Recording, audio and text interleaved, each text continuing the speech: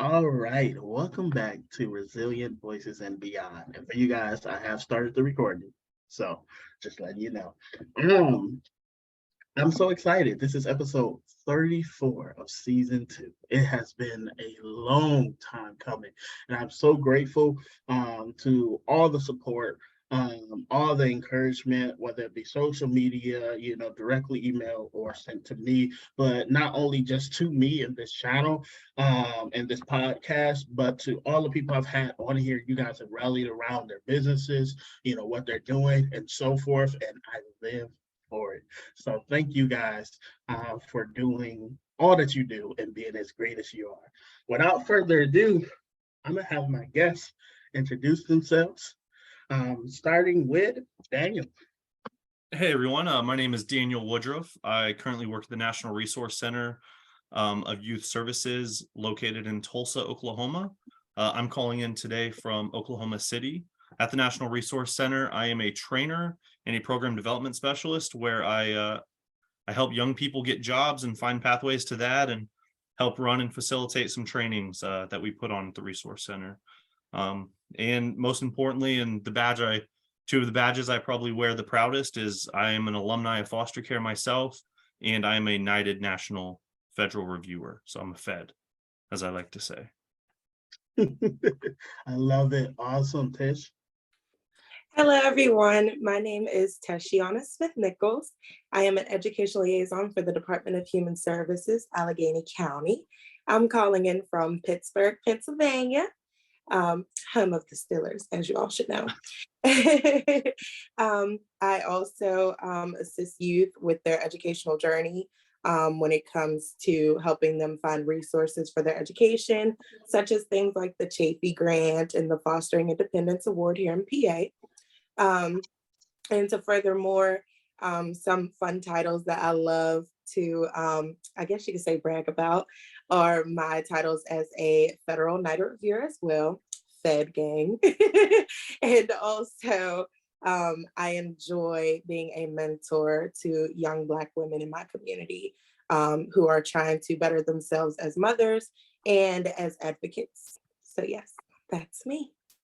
Awesome.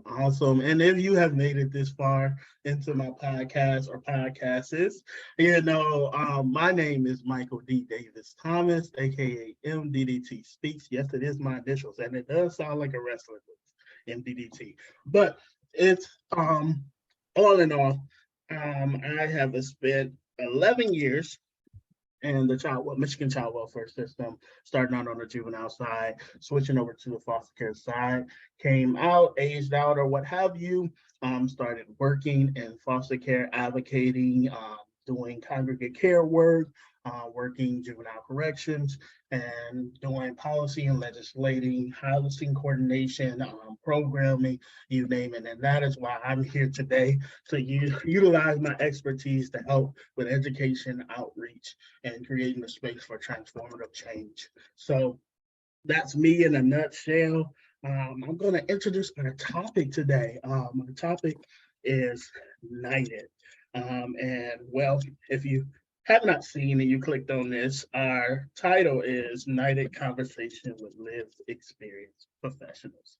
And I'm a Knighted Reviewer.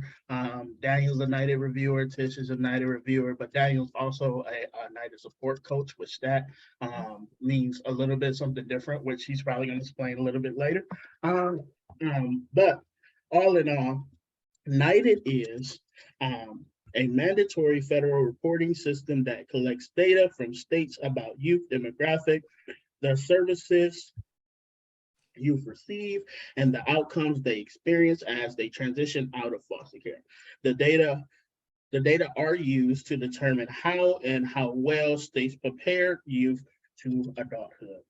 A Knighted Reviewer provides a unique expertise as a youth with lived experience in the child welfare system as they participate on the federal team as a case record review,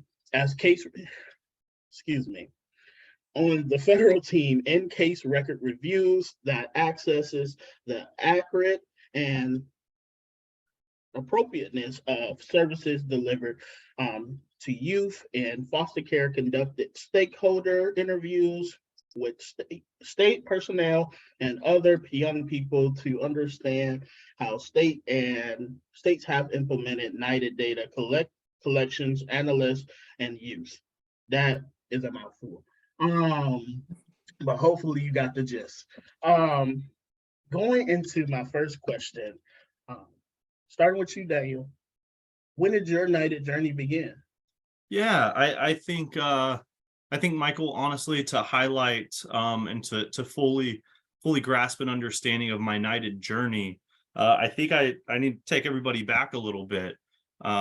So a long time ago, to me, maybe not to some of your listeners, I don't know what the demographic and age group is, but I was taken into foster care back in like the mid 2000s, and I aged out of foster care here in the state of Oklahoma.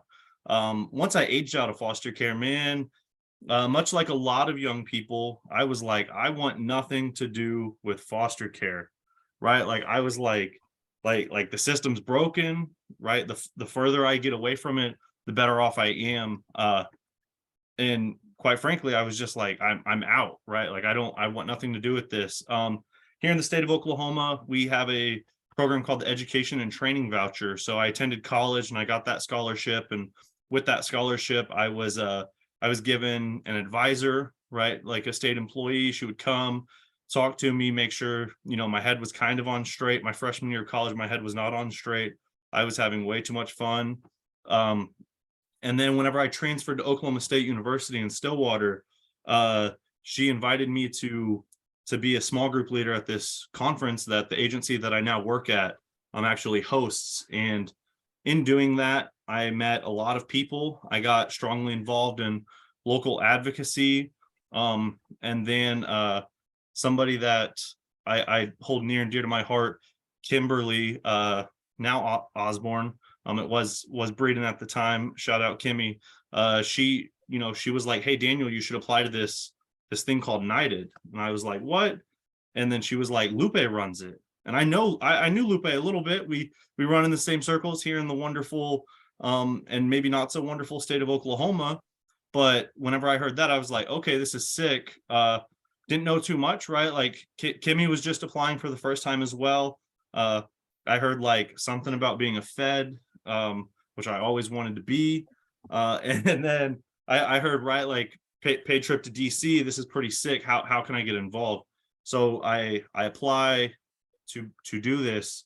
And I'm so excited. This is my first like national advocacy opportunity that I have.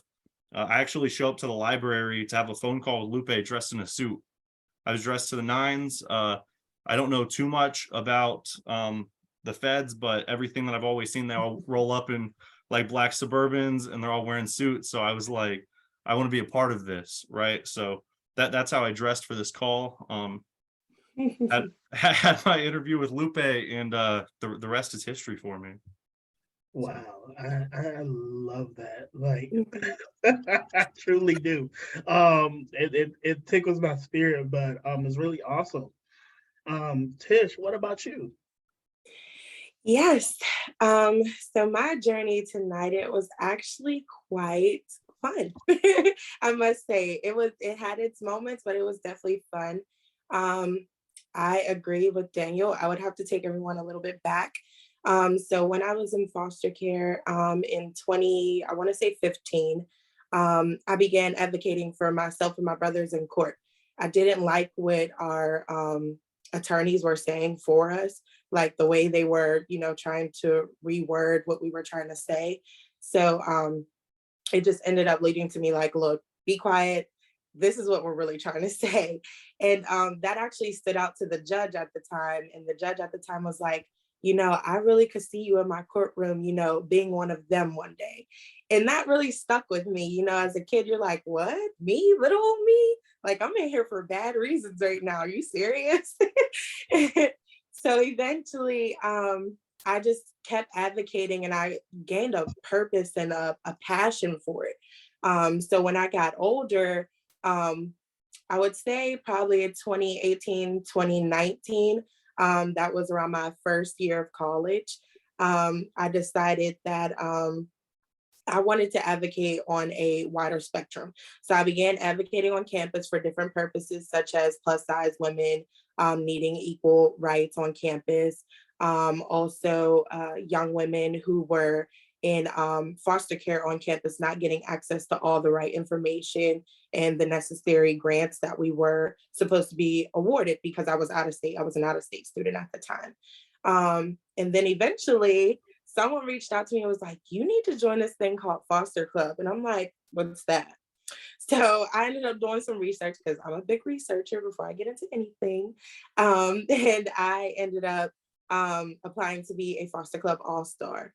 During that time, I learned so much about my advocacy and how I could just, branch out and meet more people and network, and really utilize my voice. That was always my biggest thing. I have a large voice, so I like to use it. And then during that time, a wonderful woman named Lupe came in and started talking to us about NYTD. And she grasped my attention just from her voice. I'm not going to lie, the first time I heard her speak, I'm like, I don't even care what she's saying. I just want to hear her talk. So then she came again when I was an all-star coach and she was presenting to the youth. And I'm like, maybe this is my sign for me to go for this opportunity. So I ended up emailing her and I'm like, look, I really am interested. I want to get into this. I want to take my advocacy further and I just want to reach people with my voice. And she was like, I think you would be a great fit. She helped me get into it. She got me interviewed and the rest really is history. And now I'm here today with you guys who are now not only my colleagues, but also my friends. I really appreciate that. Truly, because what I'm not gonna do is cry. Because NYTD has really held a special place in my life. I joined NYTD when I was homeless in a very low place in my life. After I aged out, thought I had everything good. I was one of the kids where caseworkers didn't have to worry about, but also I still needed help, and because they didn't worry about me, that instilled in myself a sense of pride in asking for help, So when I reached rock bottom, I didn't find refuge and, asking somebody for help or trying to find support, and it was really my demise. I ended up homeless at the homeless shelter, did some work, ended up doing like a panel with some friends of mine, Justin and Alexis. I'm gonna give them a shout out. They have the Redefining Normal book out there. They told me, hey, this wonderful opportunity about NYTD, you get to travel, and they knew I needed money. I needed to get out of my circumstances, my situation. I joined NYTD because I needed money, and it brought me so much more, than what I asked for. And that's just being very real about it. I needed, support, and I got that, and I didn't know I needed that. So when I came and I went to my first NYTD review training in 2019, it was a completely crazy experience for me, and Daniel, I'm like meeting everybody, shaking hands, trying to get to know everybody. I think I took a picture of everybody, got everybody's contact and what have you, because I was like, if I'm gonna take this, I'm gonna use it to the best of my ability. I'm gonna network because they may not know, but I'm going back home to a shelter, and I need to know what these people have done and how they have done it to make sure I can get out of my circumstance, because these are people that are my peers, and they may have walked the same walk that I have before, and they're older than me. So I was trying to learn everything that I could, and I did. I, had so much help from Lupe. I think I went to Lupe in the midst of the training, like, you don't even know, like, I like been down and out, and I'm really excited for this opportunity. And then there at tears talking to Lupe, and she's like, "Well, look, we family now. So how can I support you?" She started telling me about this thing. At that point in time, I don't know if it's already out, but like the FYI voucher, for housing. Like, look, we gonna get you together when you go back, and we go, and I never had that, and we're going to talk about like NYTD in the more professional sense, but there's a community, within this, and a camaraderie that I want to highlight as well, because it did so much for me, and I know it can do so much for others, and I believe, at least in my experience in my state, I don't know about you guys, um, too many people that come from my same background that may not have housing, or maybe in a rough situation, not having the best semester in college, don't take these opportunities as lived experienced individuals, because they feel like their situation isn't the best to be in that spotlight or to be in that position. And they feel like they have to be in a space of perfect, and I wanted to do this podcast to showcase that's not true. That opportunity may help you get what you need to get in a better position, and you may be passing it up, being in your head about it, and you never know, what community, what support, what needs, what, resources, and what additives you may give, to it. So that's a little piece I wanted to share, you know. um, yeah. My next question to you guys is, you guys kind of got into my next question actually. But my next following question is, what roles the mental health and self-care plays in your position as a NYTD reviewer and in your life? Are we going in the same order? Yeah, does that work? Yes. Yeah. No, it actually starts with this. Tesh, go right ahead. Okay, cool. So you said mental health, correct? Yes. Okay. And self-care. Okay. So in my role as a NYTD reviewer, mental health and self-care definitely have come to be more more pertinent to my life. And I will say that it's definitely necessary now. At first, when I first began NYTD, or as I should say, my entryway into NYTD, I wasn't really aware of self-care or how to utilize, paying attention to my mental health.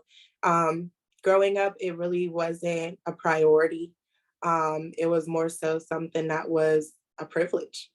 If you were able to get mental health support or emotional support or self-care in any way, it was a privilege. It wasn't something that, someone told you every day, like, remind yourself that you're good enough today, wake up and actually do something for yourself today.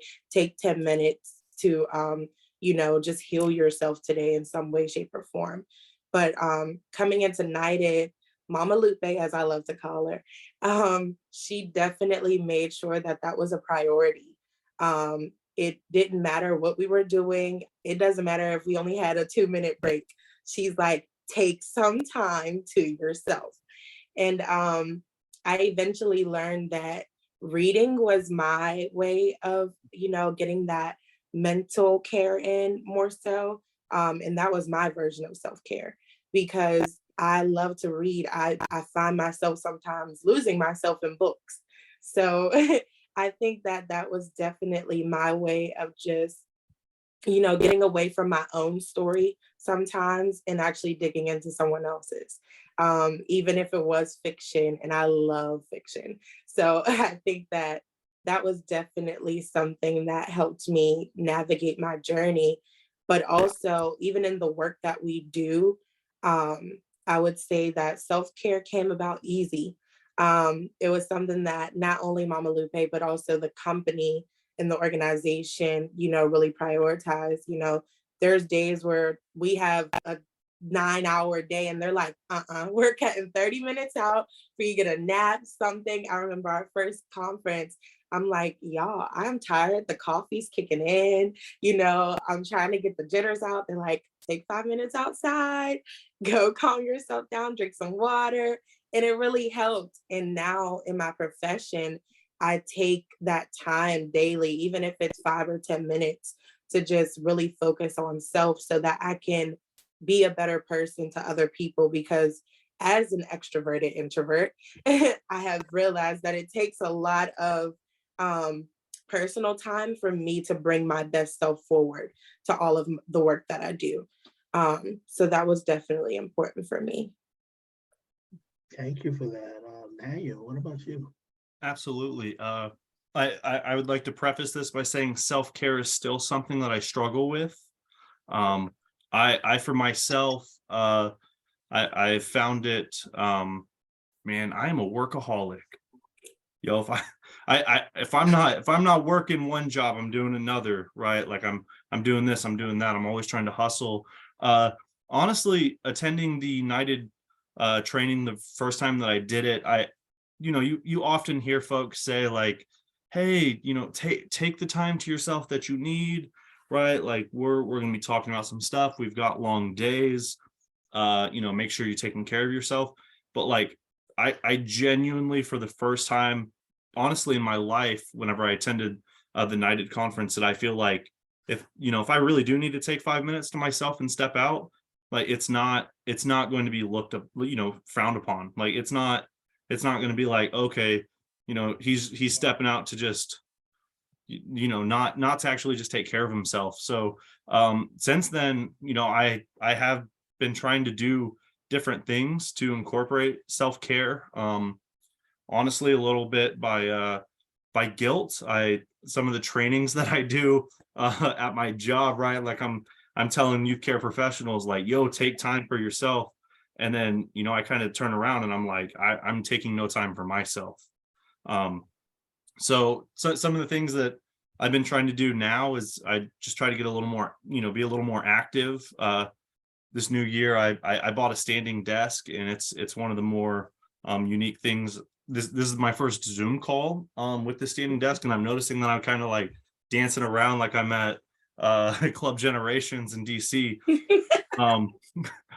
But honestly, I think attending United training for the first time is where I really realized that, like, hey, it's okay to take care of ourselves, right? Like we need to. If you don't take care of your body, you don't take care of your mind, they're going to take the time when they need it.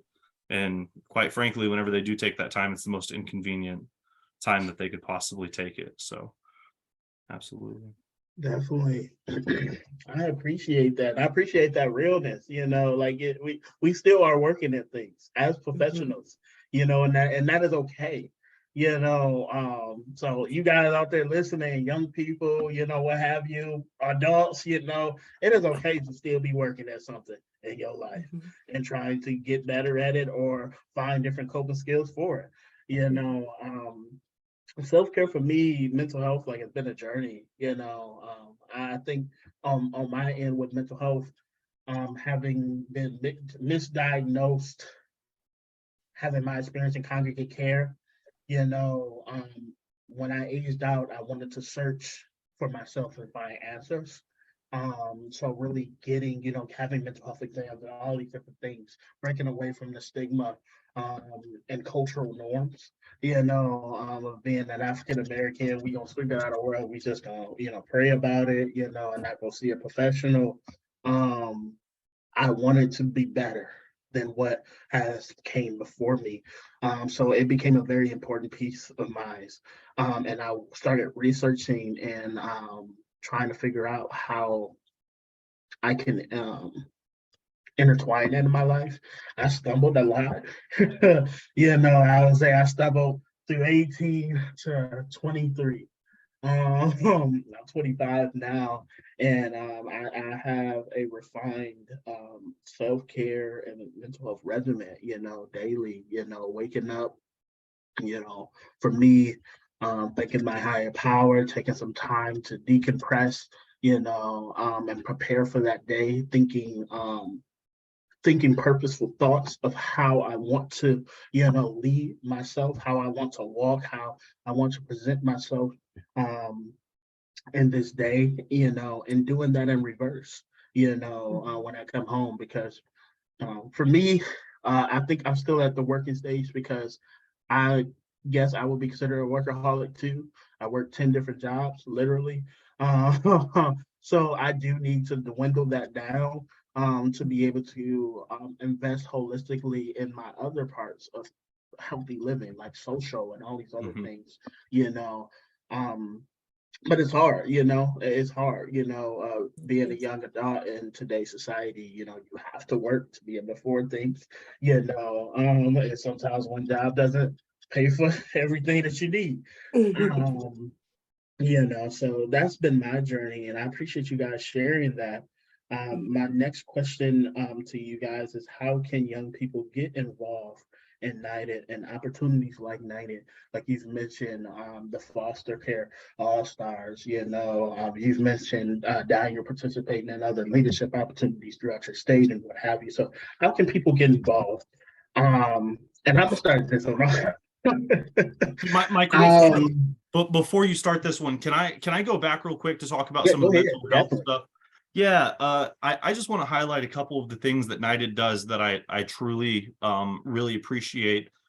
I don't know if you guys have done an on-site review yet. The folks, Lupe in particular, is just so intentional about always checking in. If we're going to be real, right, like trainings are long days. Yes.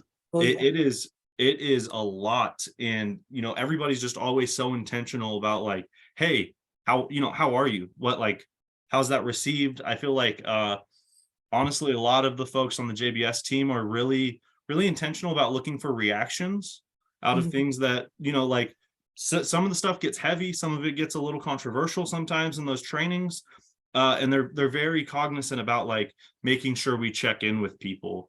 And then, like I said, at the end of the day for NYTD reviews in person, right? Like we do these check-ins. They have some other processes in place, I feel like, to really help look out for our mental health as reviewers. And I think that starts with, right, we have support coaches like myself that are checking in with you guys, right?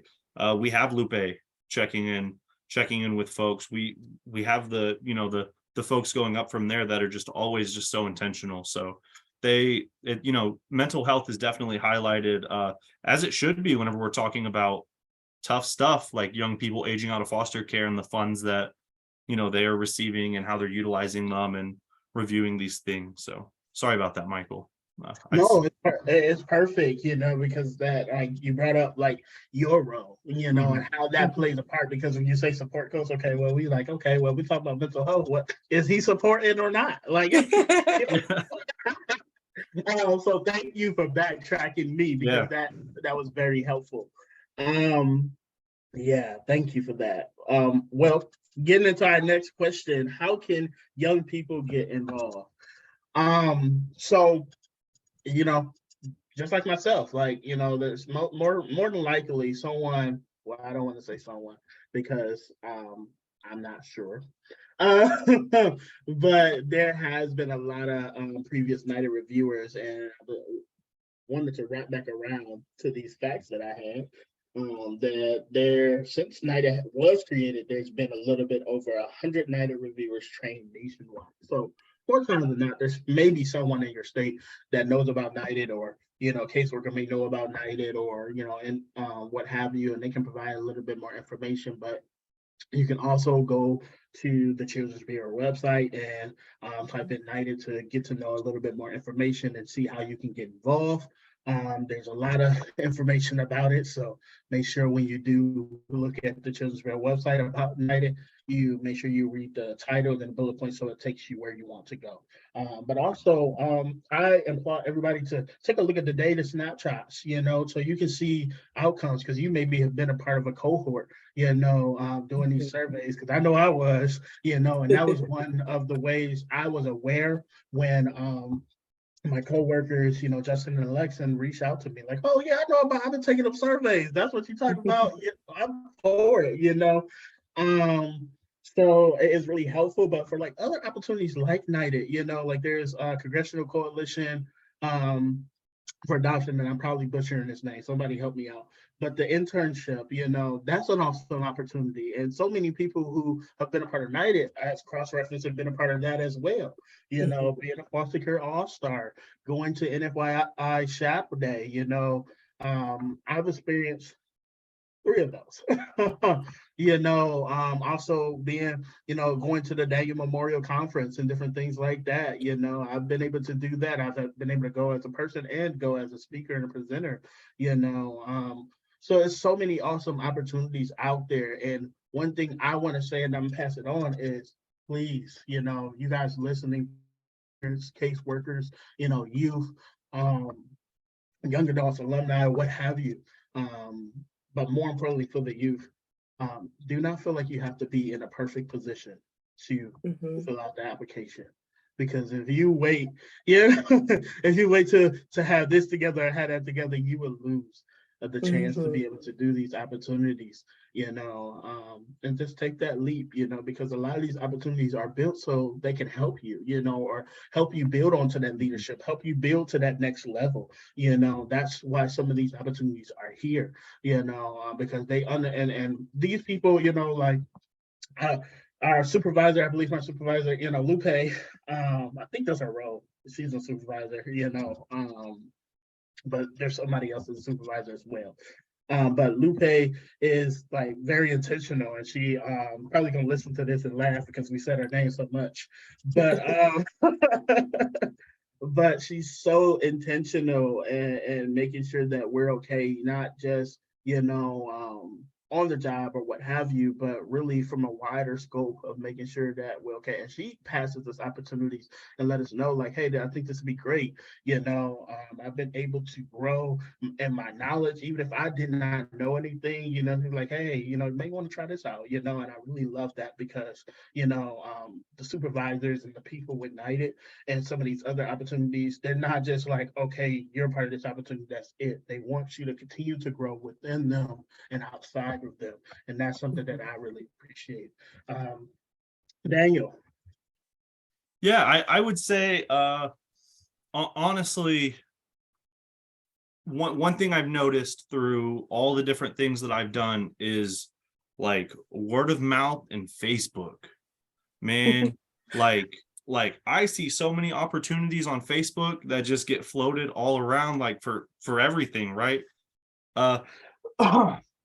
I think that the first step for a lot of folks is going to be just locally, right? Get involved in advocacy locally. I'm going to go out on a limb here and say that every state has an advocacy board. If they don't, y'all should get with MDDT Speaks, and he can help you all set up an advocacy board if you're listening to this. But for real, right? Like start locally. Start at things like your guys' advisory board. Start, reaching out, teen conferences, right? Like little conferences that young people attend. Go up and talk to a politician. They might know some opportunities that will come up. And I think whenever you guys and young people and even speakers are attending, or caseworkers are attending events, don't be afraid to go up and talk to some of those keynote speakers, right? Like they're keynoting for a reason, right? They've got their head on straight and they know some stuff, right? Go talk to them. Quite frankly, usually whenever somebody's getting paid to keynote, part of that contract is they're supposed to hang out around afterwards and answer questions, right? Like that you got their ear. Don't be afraid. I think the most important thing for young people whenever it comes to this is just taking that first step. And once you take that first step, it's amazing. You never know where that path is going to lead you. I mean, honestly, I would have never guessed graduating high school that I would work in the social services field. I would have anything to do with, the national outcomes of data, right? Like I would have never guessed that this would have been me. And honestly, just taking that first step is just so vital for our young people. So that's the advice that I would give. Tish. Yes. So I think there's so many ways to join this network, altogether. But the one key word I will say is networking. Do not be afraid to network, no matter your big or little age. Do not be afraid to network, because as Daniel stated, word of mouth is like, I've always believed the thought of, it's not what you know, it's who you know. And if you network with your voice, you'll be able to amplify the room. You'll never know who you're speaking to. And definitely get involved with things like your youth advisory board. For instance, in Pennsylvania, when I got involved in our youth advisory board, we were talking about how much we wanted to change the system so bad that they came up with a new cohort called CITY, which stands for Systematic Improvement Through Youth. And that has changed the game here in PA, because it has given youth the pedal and the panel to just really be able to lift up their own voices and speak on what they feel like needs to be changed in the system without getting any backlash or feeling wrong about it. And then there are other organizations who are great at helping you, such as Foster Club. Even on their website, if you go on there, you can look up by your state to figure out what specific groups and organizations are in your state that you can be a part of. And they do that, they update it every year. I know that for sure. And even the All-Stars help to update that information. Also, the Jim and Annie E. Casey Foundation, I'm a part of them as an ACOMM member. And when I say that they really do a lot, when I joined that organization, they didn't know that they had actually helped fund my college schooling. So when I told them that, they were so shocked. They're like, wow, it's a small world, how things will always come full circle. So pay attention to the details of the things that you take advantage of. And also just pay attention to who you want to speak to, what path you're trying to take. Also get active on campus. If you're in school, get active. I'm trying to tell you, there is nothing wrong with that. When I went to Norfolk State in Virginia, we got active. We went to the president's office. We went to the student account's office. We wanted to know everything possible that we could get involved in to amplify our voices and really speak on the causes that we were passionate about. And lastly, I really just want to say that when it comes to advocacy or trying to join a new network, never be afraid to tell your truth or speak your truth. When you are 100% authentic in yourself, the right people will gravitate towards you, and it will lead you farther than you probably can even imagine. Like, I've never imagined that I'd be in DC 4 different times. I never imagined going to Arizona. I didn't really even care about Arizona at first, and now I love the place because of the art and the culture there. So these opportunities can take you, your voice will take you places your feet may not have even thought you will touch. So definitely network, because that will take you farther than you can even dream of. I definitely recommend that. Out here dropping gems. Yeah. I'm gonna need that quote. That's going on my ribs. Tell you, get ready to put it on a t-shirt. Cause what? Man, a philosopher here, Michael. I'm trying to tell you. No, but it's so true. It is so true. Like, I promise you guys, like, I'm so grateful to be an opportunity that I am, but I know I would not have this opportunity without me taking the risk on opportunities like going to NYTD, in the midst of my circumstance and coming out of it in a better situation, and it just like, you never know, and it's crazy. You also mentioned, Tisha, about like networking. Started networking, being in an independent living home, and I like connected. It's crazy. I connected with the vice president of marketing of the placement that I was at, and I'm like, look, I don't know what you can do, but I need help finding a job. I do marketing. They connect with other people, so I'm like, and she became my mentor. Like, she literally came to the place and took me, and you know, I connected with her over LinkedIn. Like, this is 16-year-old old me, like on LinkedIn, connecting with CEOs and all other stuff, just trying to look. I know I ain't got a chance out here making it with myself, so I'm gonna try to, you know, build a community, you know, of some people who've been through some things and walked through some things to help me get to that next level, you know, because truthfully, coming from Detroit, where I've been through, my aspirations, I didn't think I was making it past 16, let alone making it past 18.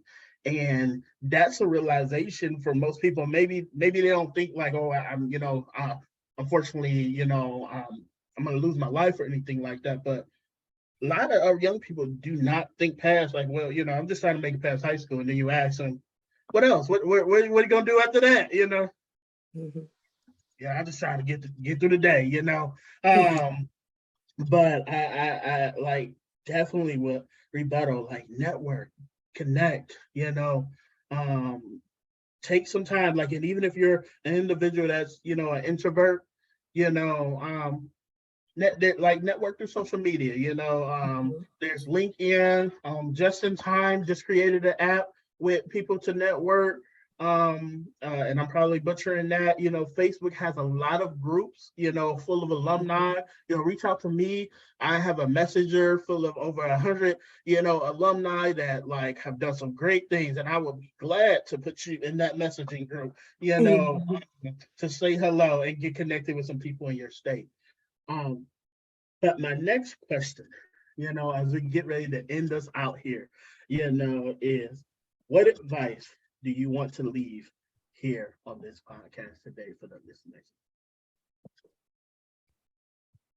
Who you starting with?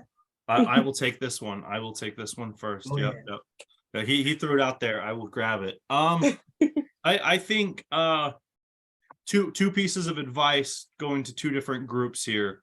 With me making an assumption that social workers and youth care professionals listen to your podcast, right? Like, but if you are, right, a caseworker, a foster parent, you are, you know, somebody that is in these young people's lives that are in foster care or in some way, or, you know, quite frankly, you just care about this population, push these kids to stretch a little bit.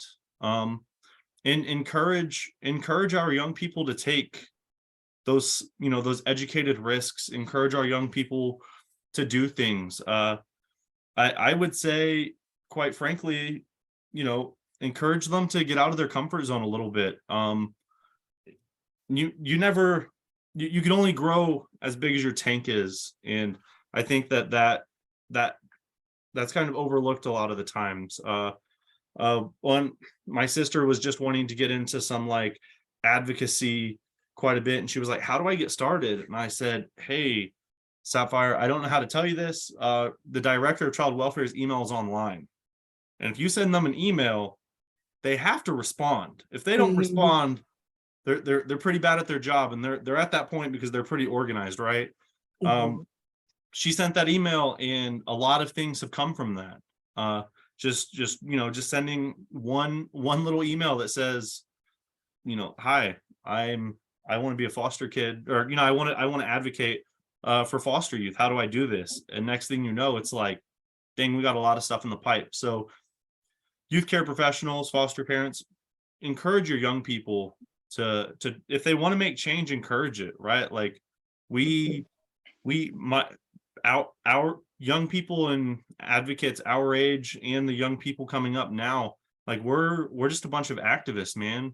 Like, how can we get out there and disrupt some things and do it effectively? So that's the first piece of advice I would give to that population. But then the second piece I would give to young people that might be listening to this, or advocates that might be interested in this, or shoot, somebody that just clicked on this because it looked pretty sick, and you know, we're growing, right? Somebody's listening back to some podcasts and they wanted to learn about NYTD. Life is just a really, really big road trip. We're going to stop and see some things, and a tire might fall off here, and we're going to fix it, and we're going to keep going, but don't stop, right? Like if we're driving from New York City to to LA, like I'm stopping in Nashville, like I might stop in Graceland, like I want to see where Elvis is, but like that's not where I'm going, right? I want to get further and further, and just don't stop. Just keep looking forward. Things will clear, right? Like if we just put our heads down and we do the work, we really just try to persevere. You made it this far, so you're pretty darn resilient. Don't let anything stop you. So that would be my advice. Yeah, I love it. I definitely love it. Ooh, Daniel, I feel like you took over on that one. You did good. But I would have to say, the biggest piece of advice I would give is to never stop dreaming. Never stop dreaming. Because honestly, as that kid in foster care, I never thought I would get the opportunity to utilize my voice. I was one of those kids where my voice was sheltered, you know, and I felt like it was sheltered. I believed that. And it took, you know, the right people to come around me to realize that your voice is not sheltered. You're just hiding it from the world. But I definitely would say that, you know, when it comes to standing on a cause, standing on a purpose, know what you stand for. Learn yourself. You know, you're going to continuously be a growing person in this world. Learn yourself. You're going to have to keep relearning yourself. You're never going to fully be like, oh yeah, I know myself today, because tomorrow you might feel some other type of way. That's just how the world works. And definitely keep networking. The people that God, and I don't know if everyone believes in God, but the people that God will bring into your life when you open your mouth. My favorite saying is a closed mouth will never get fed. You have to open your mouth, you know, in order to receive those people and to meet those people and to be in those rooms so that they hear you. But there will always be another opportunity. There will always be another person looking forward to hear what you have to say. So never be afraid to speak out for yourself and for others, because you never know who's listening and you never know who you're impacting. And also, I do want to say specifically to the caseworker crowd and the other higher up crowd, or I should say the oldies. I'm just kidding. But I would say that it's definitely important that you support youth in what they're trying to do. If a youth brings to you a cause, if a youth brings to you something that is going on in the home, you know, use your voice, use your resources, and really, I wouldn't say string them along, but definitely help walk with them on that journey. You know, don't leave them behind. Everyone needs a life support in some way, shape, or form, whether it's a person, place, or a thing. And that's something that will definitely always help us to, you know, keep being a team all together, because, you know, we all live in different states and cities and things like that. But when it comes to the cause that we're all fighting for, we're a team, no matter where we are. And all together, I just want to end on the note of just utilize your voice. Like I said before, your voice will put you in rooms your feet have not dreamed of touching. And that will always be the most important thing you can use if you have one. So utilize it. Tish over here, she's dropping coins, man. Look. Like, yeah, a little mic drop, dropping coins like she's a banker. Like, Man, I love it. I love it. You know, and I just, you know, adding to what you guys have said so beautifully, success is not linear. Mm-hmm. It is not linear, you know, and I understand, you know, and no power to, no negative, you know, ill will to caseworkers, but like a lot of us, you know, as caseworkers or people who work in this field, like, you know, hey, you know, just make it out, you know, this, that, you know, and it's not with details.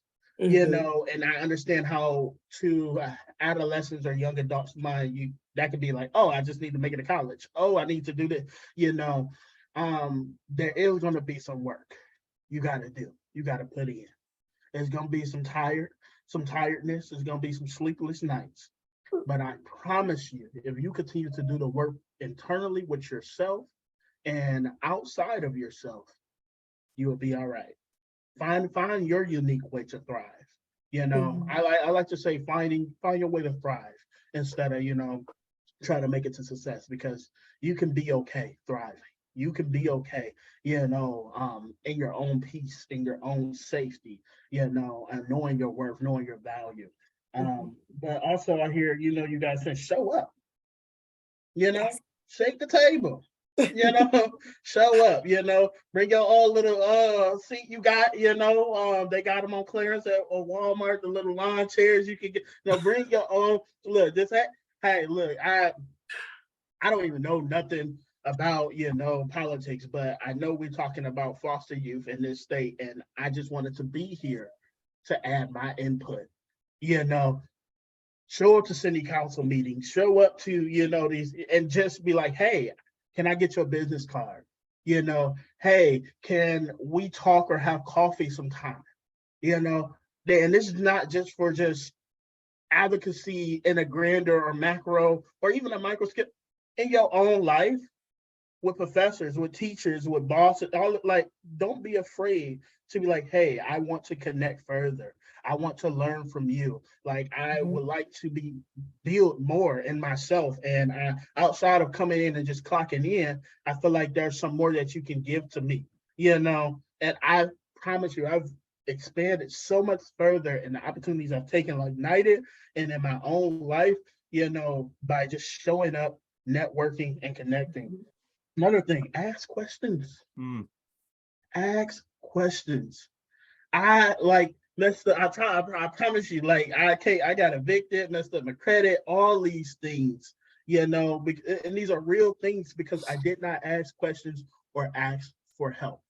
It wasn't that the help was not out there, I didn't ask.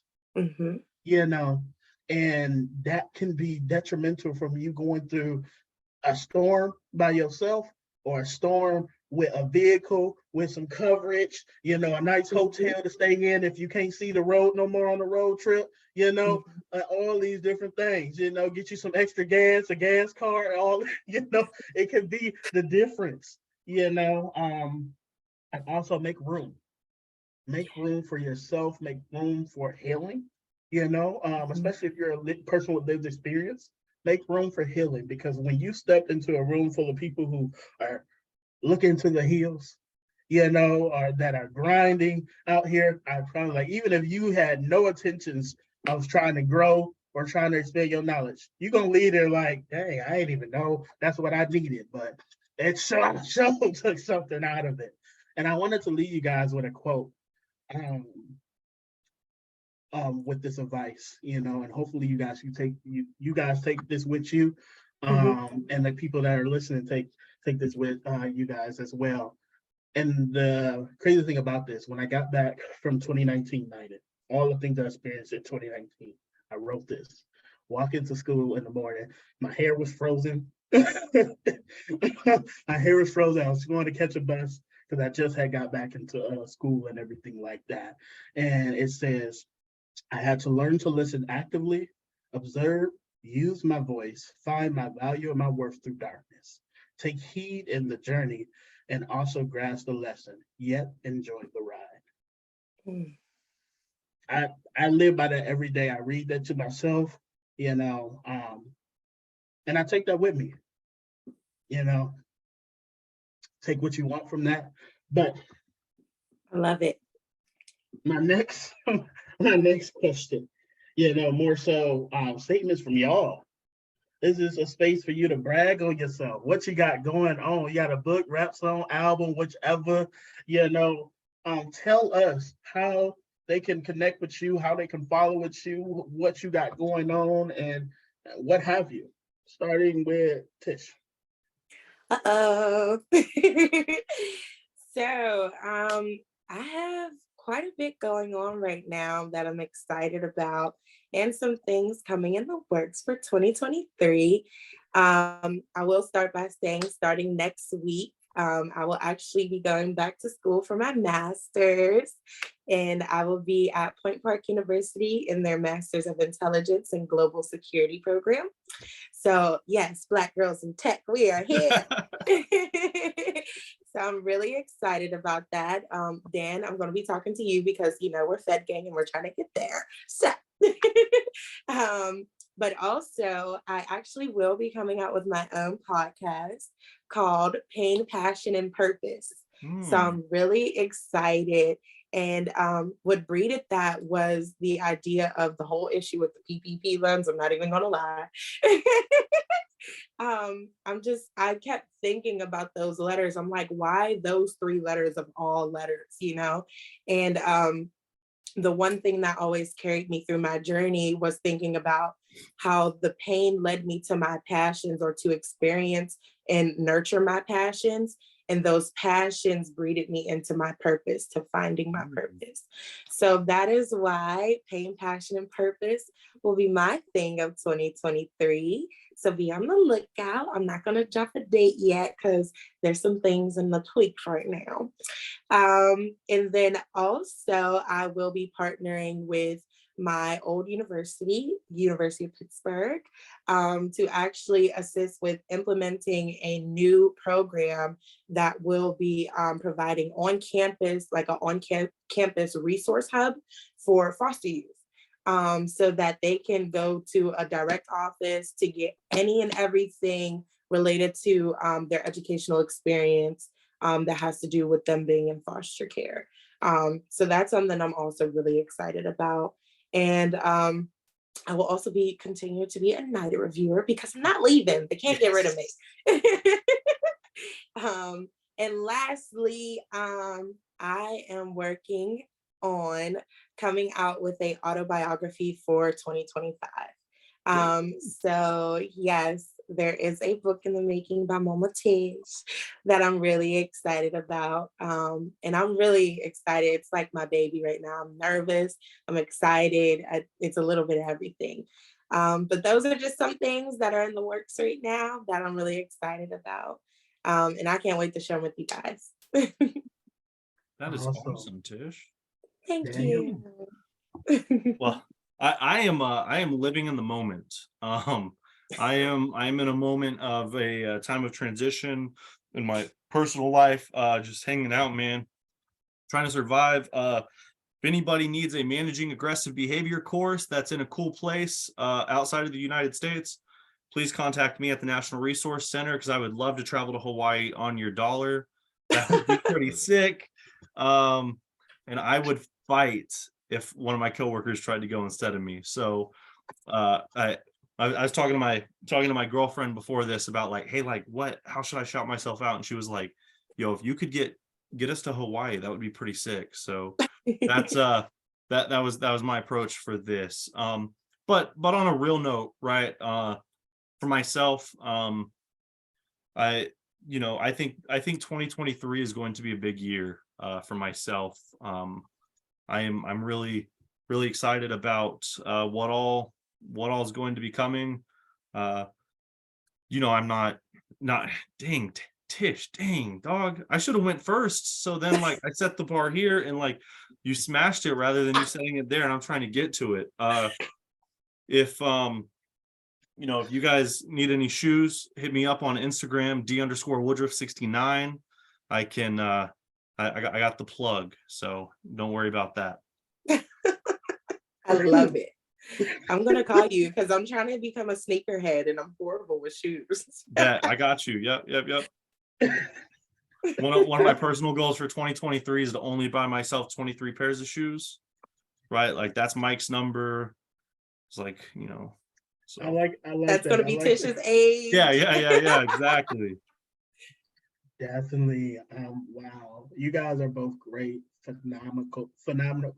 Because I can't speak today. Phenomenal advocates, and just great in all that you do.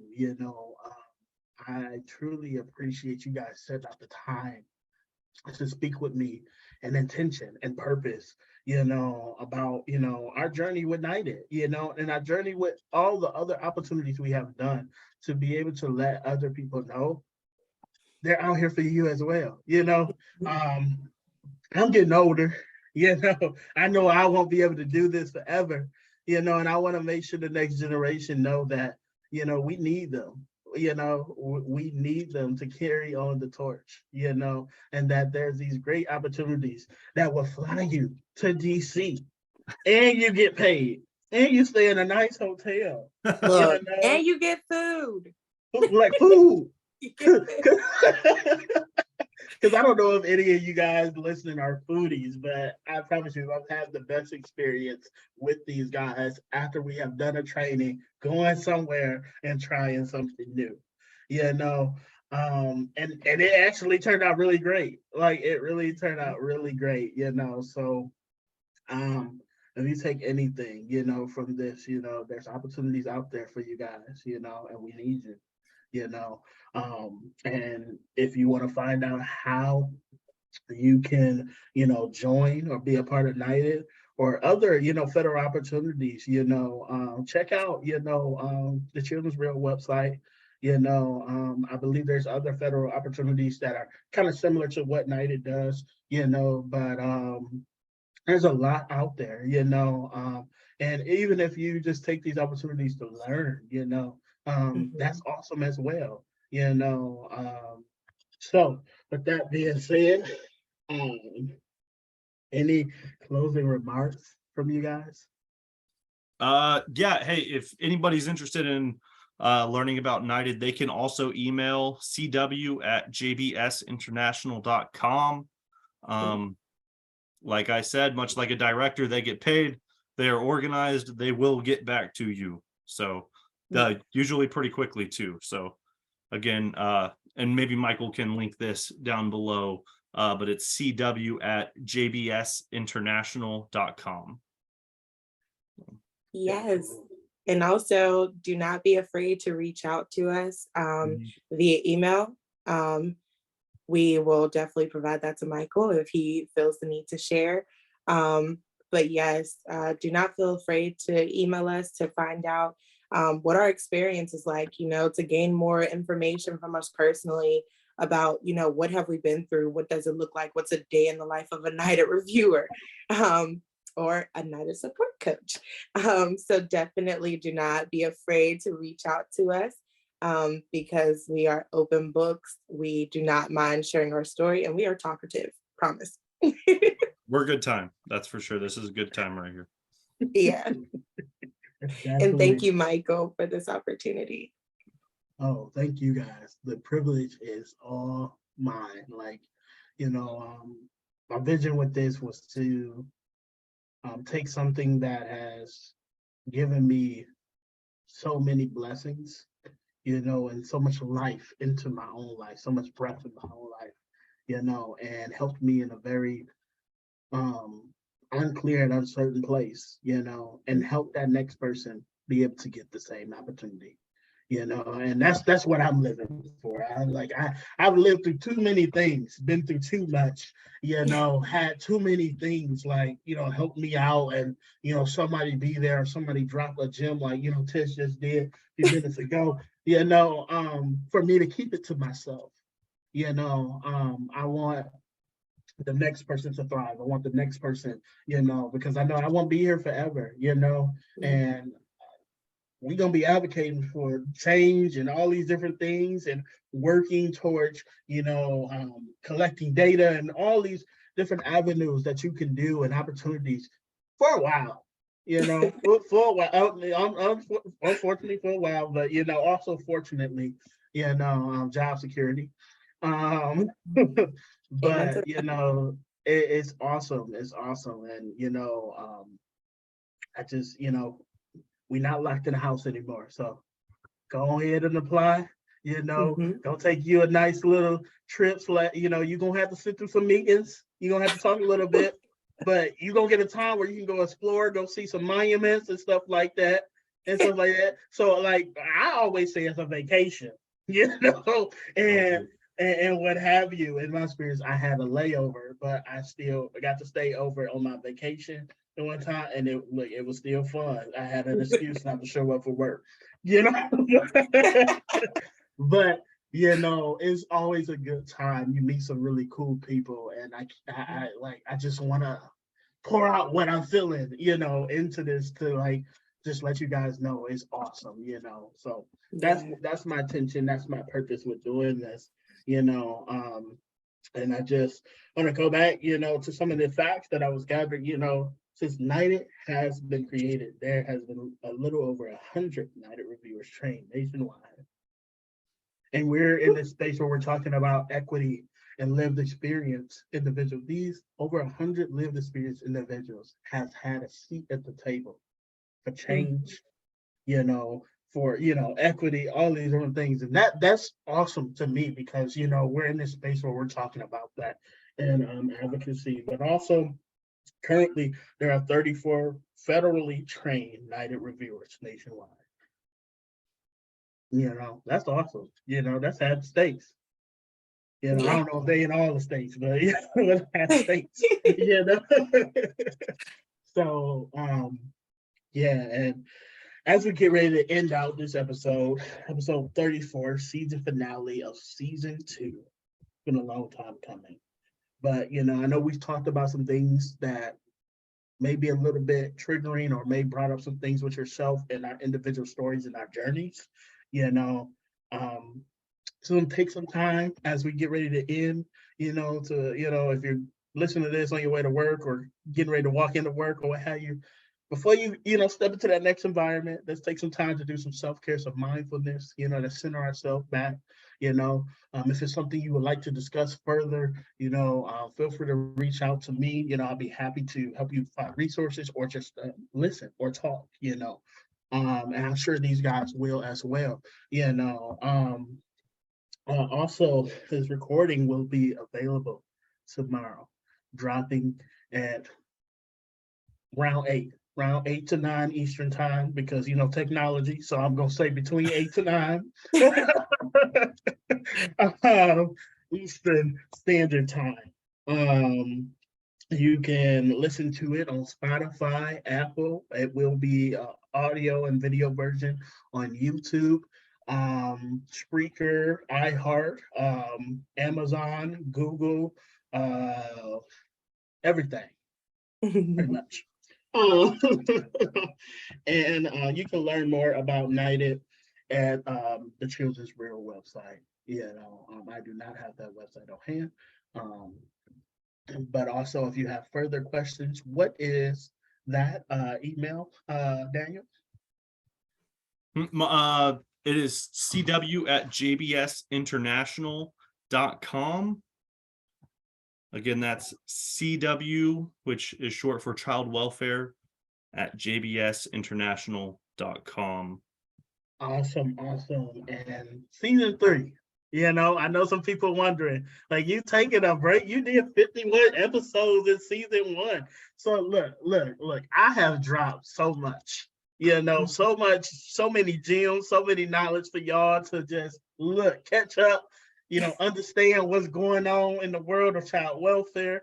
I have had, these wonderful professional individuals on here to 3 different directors of my own state child welfare program, to executive directors, to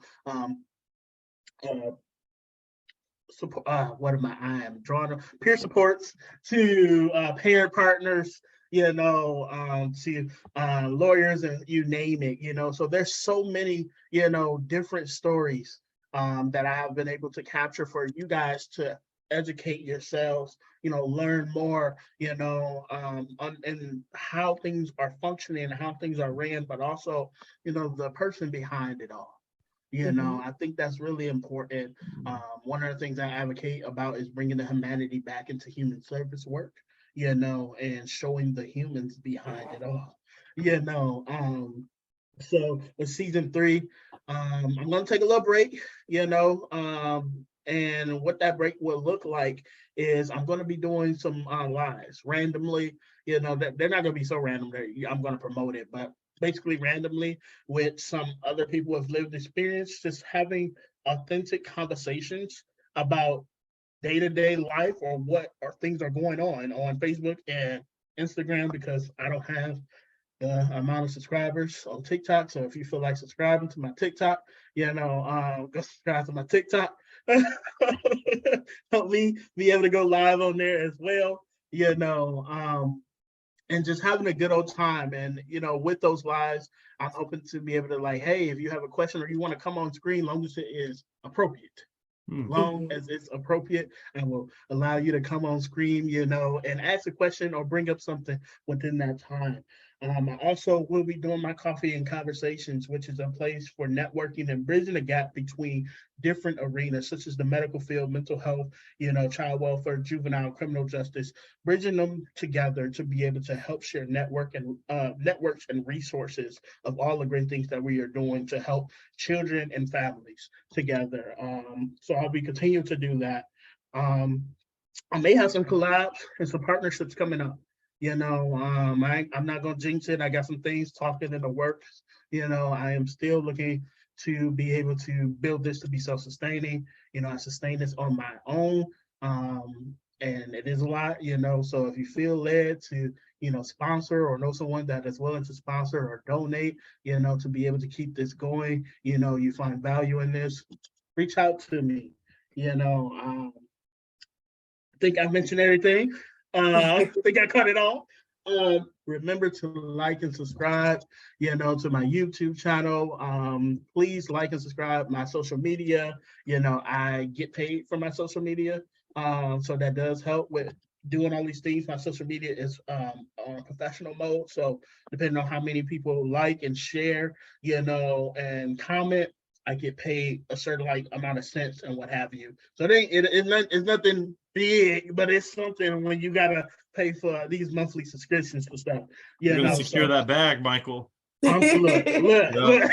Tell him, Dan. So please, like, subscribe, share. I'm gonna keep doing this as long as people find value and want to be a part of this, and as long as I can. So thank you guys for taking the time to listen. Thank you guys for taking your time to be a part of this conversation. I truly appreciate this. It has been an honor and a privilege to be able to observe you, Daniel. I think you've been like a mentor in this United realm for me, and I appreciate your walk, your talk, and how you present yourself. Tish, you have been like a sister. When I was tired of walking all these miles trying to get this Uber back to the hotel, y'all have me messed up. I appreciate you motivating me and telling me, let's get these couple steps. Yeah. I'll always be there to push you. Definitely. But no, I really appreciate the camaraderie that you guys have given me, and a sense of family and friendship, so thank you from the bottom of my heart to the top. This has been Resilient Voices and Beyond. I hope you guys have a good night, good morning, good whenever you listen to it. Just go and be great. Thank you. And I'm going to be stopping the recording. Oh. We're not. Actually, I'm not. It is now a reality TV series. Look, because look, I'm trying to find. You got so much stuff open, you forgot where